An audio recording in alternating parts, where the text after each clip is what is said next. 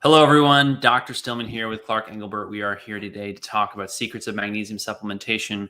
We are going to be doing a mineral balancing webinar at the end of the next month, end of July. You guys are going to get a lot out of it. We're going to dispel a lot of myths and outright lies about how minerals work and how we supplement them. And you're going to learn about how you can actually balance your minerals to achieve optimal health and vitality. So, Clark, let's talk about magnesium supplementation and secrets thereof. What are your first thoughts when I say secrets of magnesium supplementation? The first thing I think of is that the necessity for magnesium supplementation, and just the ubiquity of how people are deficient in magnesium. It's extremely common. I would say maybe of the mineral imbalances and deficiencies that exist out there, maybe the most common, might rank it at number one. So Yes. I think just establishing the necessity for magnesium supplementation is, of critical importance to start off. The other thing that I find interesting is that there's times when people are not outright deficient, but they benefit from supplementation because they Yes. have abnormal losses. And so giving them a Yes. supplement helps, I hate to say it, but prop them up while we're Mhm. fixing other problems that are creating the excessive losses. Sometimes those are voluntary things that people won't give up. If you lead a high stress, high intensity lifestyle and you ask me to get you off your magnesium supplement, good luck. But, Mhm. that's just part of the deal with our modern world that's full of EMF and air pollution and water pollution and is run by psychopaths and narcissists. Yeah, I think that's a really good point. Is that not only is magnesium intake in the diet very low, but there are magnesium antagonists in the environment, which are extremely important to note: EMF, stress, sugar, but then Fluoride. fluoride. Fluoride will suck that mag right out of you. Yeah, exactly. And sort of my area of expertise is the heavy metals. Um, True. there are very specific metals which directly antagonize magnesium. Aluminum, nickel are two of the big ones, and they can really increase your need for magnesium. So, especially with like aluminum is probably the most ubiquitous toxic metal that there is. It's very common in the Earth's crust, but it's also extremely useful for a lot of different industrial applications.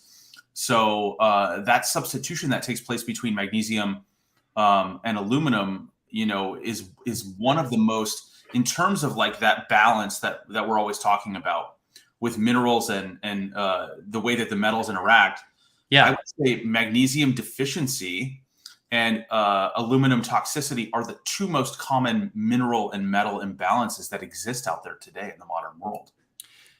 I can't argue with that.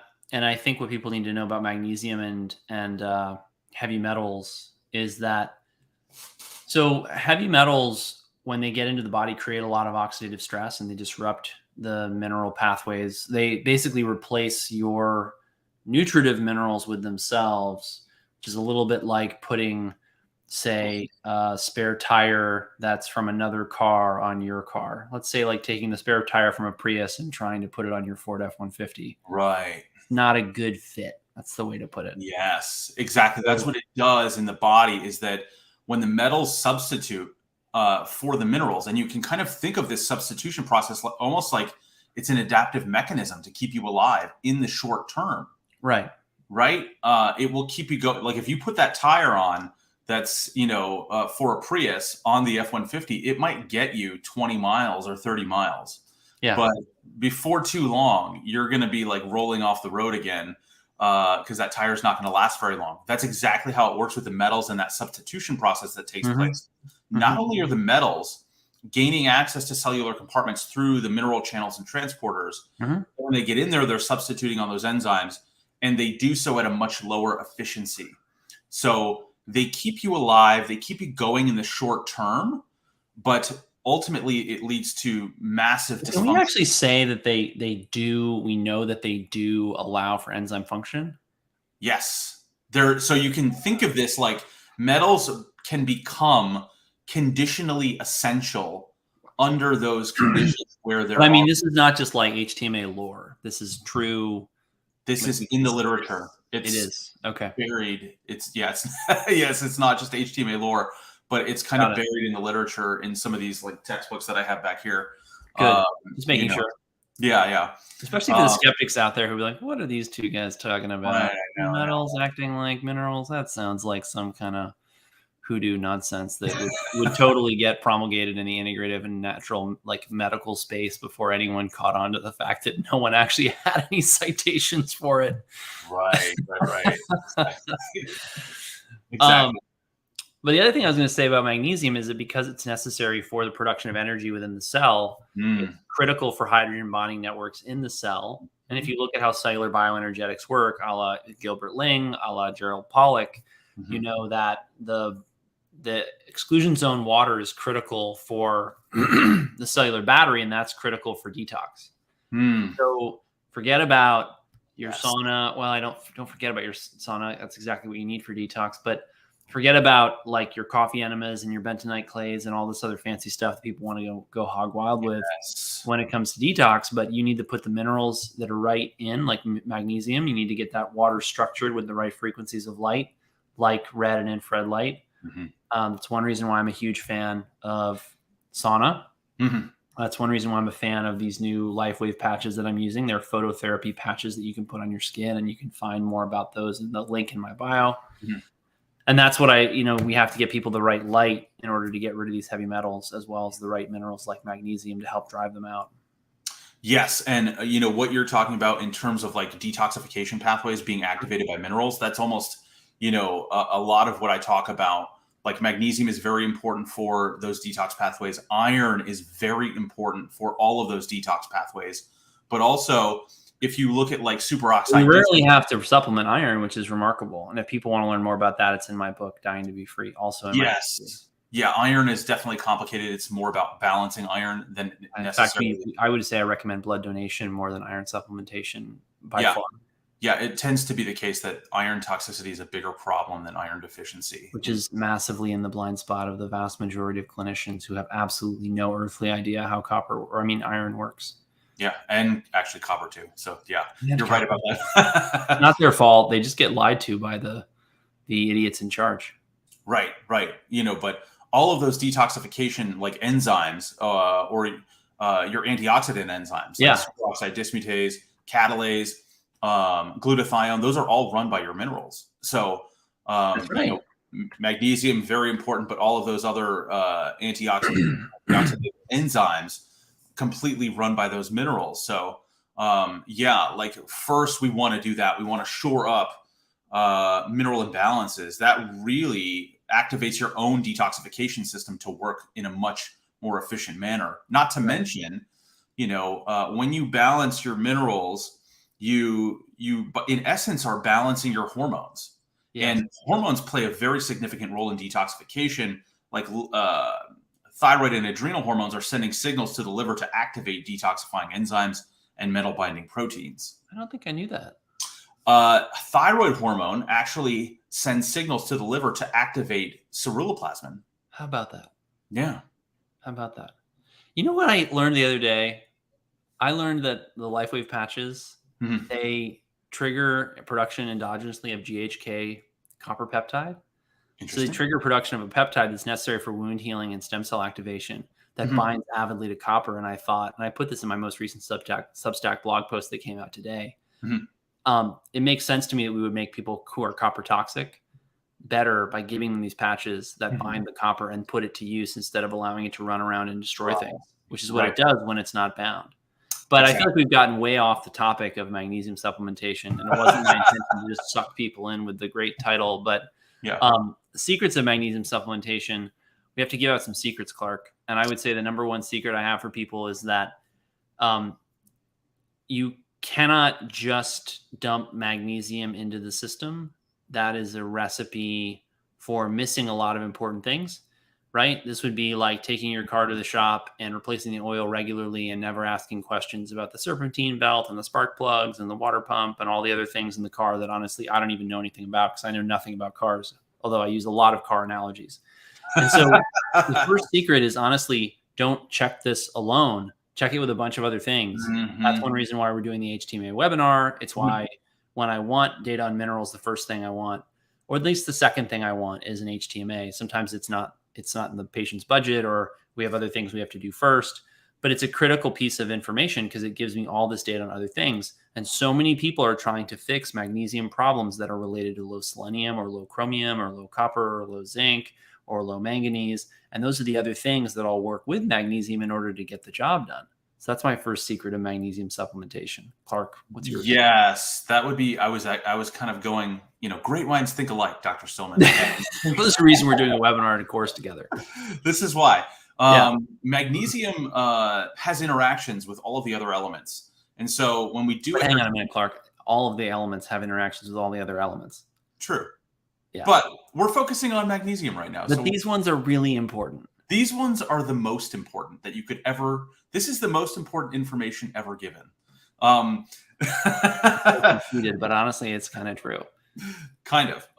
But so like calcium and magnesium are in relationship to one another directly. Sodium, potassium, and zinc as well interact with magnesium. But one thing that I kind of notice sometimes, but implicit in that, Clark, I hate to interrupt you because I feel like it's rude, but honestly, I think this is really important, and you flew past it, which is that these minerals need to be present in the proper ratios. Is that where you were going? Exactly. You took the words right out of my mouth. Okay, good. Oh. I'll shut up and let you talk. What I see very often is people are taking a lot of magnesium. They're dumping a lot of magnesium into the system at the expense of their other minerals. And so magnesium is directly antagonistic to sodium. So it will often be the case that people have a very low sodium on their hair tissue mineral analysis, really more indicative of poor adrenal function than anything else. It is about sodium in the diet, but that will make it so that you are not able to retain sodium as well. And so when you take a lot of magnesium in that state, you could potentially lower your sodium even further. And this is, one of those things that is a little more nuanced, but if you're taking a ton of magnesium and you're in this state of adrenal burnout or adrenal fatigue, you could potentially make yourself worse by taking, 2,000 milligrams of magnesium without any idea or care towards these other minerals. And when you say worse, let's talk about what we mean by worse. Because one of the things I've observed is that, and I like to say this is my new saying, there are no rules, there are only tools. And that means that there are not like all people need magnesium, or all people need this, or all people need that, or everyone needs to avoid this.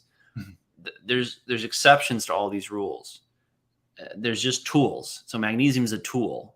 And one thing you'll find is that magnesium can kind of mellow people out. And if you tell me you're going into a big, presentation, magnesium's part of my sleep cocktail, I'm not going to give you my sleep cocktail or even most of the ingredients in it, including potentially magnesium, if you're going into that. I actually want to know how you respond and what dose you respond to, because there are, like, for example, I might use a magnesium glycinate as something to help give somebody an extra boost in performance. But I would want to know that it hadn't. I really am more concerned about repleting magnesium way before the day of performance. And then the day of, I really want to minimize my inputs, except with things that they're very familiar with. And honestly, I don't really reach for magnesium acutely because I think its function is fundamentally intracellular for performance. Yeah. But on one note, they do use magnesium sulfate when you're having a heart attack. So it's very good. But they use it IV. Those people are all massively magnesium deficient. True. I mean, they have basement levels. True. And you need to give the mag there in order to vasodilate. And in order to help with tissue healing and injury immediately afterwards. Plus, you're going to get a parasympathetic activation from the mag, which is going to help drop heart rate, drop cardiac output, and therefore drop myocardial demand and reduce the amount of hypoxic injury you're getting to the tissue. Yeah, 100%. But it has that effect, that extremely balancing parasympathetic effect. Sometimes people are too parasympathetic. Obviously, that's it, and they don't get that. Yes, exactly. So they can start pounding the parasympathetic nutrients or supplements, and all of a sudden they're like, I don't understand why I'm so darn tired. Exactly. And so, with a lot of my clients who are, let's say, in adrenal fatigue, adrenal burnout, they don't utilize magnesium as well when the adrenal hormones are not working as well.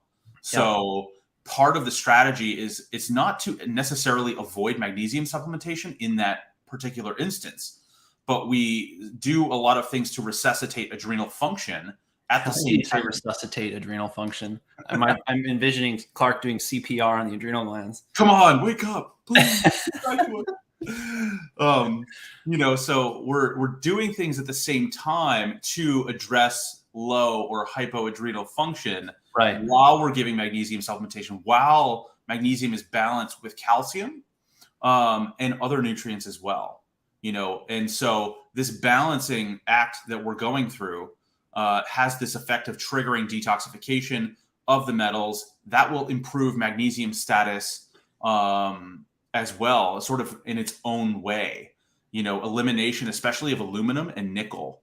Nickel and aluminum, they have similar sizes to magnesium or ionic radii. So elimination of those metals, in particular, like in the pancreas, can substitute for magnesium and destroy like GLUT4 function, insulin function. Yeah, it's maybe, leading into what we're going to talk about tomorrow in our webinar with weight loss. Yeah. Aren't we doing that tomorrow? Oh, yeah. We're recording a lesson tomorrow for the course. Yeah, a lesson, I don't want people thinking we're doing a live webinar tomorrow. No live tomorrow, but it's a part of the HTMA course. You'll definitely want to, be on the edge of your seat for this one. Sure. It's a good course. It's just as entertaining as this whole live has been. So aluminum can replace magnesium in the pancreas, or calcium for that matter, and cause a lot of issues with your metabolism, metabolic rate, and weight gain. That's also, maybe not to get too off topic, but calcium and magnesium are in relationship to each other. Aluminum can displace calcium in low calcium states. This can elevate cytosolic calcium and have consequences on lipolysis and fat burning. How about that? Yeah. So low magnesium, low calcium can influence aluminum uptake, and that can actually cause weight gain in an indirect way. Yeah. And I think calcium doesn't get enough love in general because does not. I don't think people, and I don't know if I understand the dynamics of calcium within the body, but what's interesting is it's one of the big macro minerals. And when you look at supplementation, supplementation in the conventional literature doesn't have clear benefit. Magnesium supplementation in the conventional literature, there's a lot of data with clear benefit. But with calcium, many people are running around wondering, well, what are we supposed to do with this stuff? Right. But then when you look at the bigger patterns, you see that a low calcium diet is not associated with longevity. And that's a big clue. Because you need calcium. Like calcium is more abundant in the body, if I'm correct me if I'm wrong, than almost all the other macro minerals. Is it the most abundant mineral in the body? Potassium, I think, is number one. Potassium is number one. That's right. Sodium 2, calcium 3. That's right. Of course, it's potassium because that's massive intake of potassium. Yes. But the point is that, or what I was going to get at is that what you were saying is that calcium is necessary for activation of muscle, right? And so you have all these people who are at the gym working out and then going home and pounding magnesium supplements and not worrying about their calcium uptake and not taking vitamin D. And they're wondering why they're not making any gains. Maybe it's because calcium is the rate limiting step in your gains, bro. And I don't see anyone asking that question, but I can't help but wonder if that's an important piece of the puzzle. 100%. It's calcium is very interesting. Calcium and magnesium, and then sodium and potassium. I tend to think of those two sets of elements as sort of going together. And calcium and magnesium are those two sets where calcium is an extracellular element, magnesium intracellular, sodium extracellular. Well, but that's not really fair because you have calcium inside the sarcoplasmic reticulum within all of your, and within a lot of other cellular compartments. In the bone, for sure. Right. In bone tissue, there's no doubt. No, I mean within muscle. Yeah. That's true. But calcium is primarily an extracellular ion. I can't remember what the concentrations are. I'm going to take your word for it. Yeah. It's true. It's, trust me, bro. That's my sources. Trust me. But typically that's how I tend to think about it. I'm pretty sure that's true. I'm sure the chat and other people will check me for sure. What's really funny is I could ask ChatGPT right now. Do it. Yeah, go. Let's see what we can pull up. Feed the beast. Let's not do it on the live. I'll get distracted. Okay. I think we're rambling now, Clark. We should wrap it up. We are kind of rambling. Anything interesting else to say? Like, what are you doing for the holiday weekend? I was talking about magnesium, but okay. Well, we can get back to that. I'm going to go get some sun, and I'm going to eat some really delicious food. I'm going to relax, and I'm going to go paddleboarding. What about you? Same. I'm going to try and do nothing.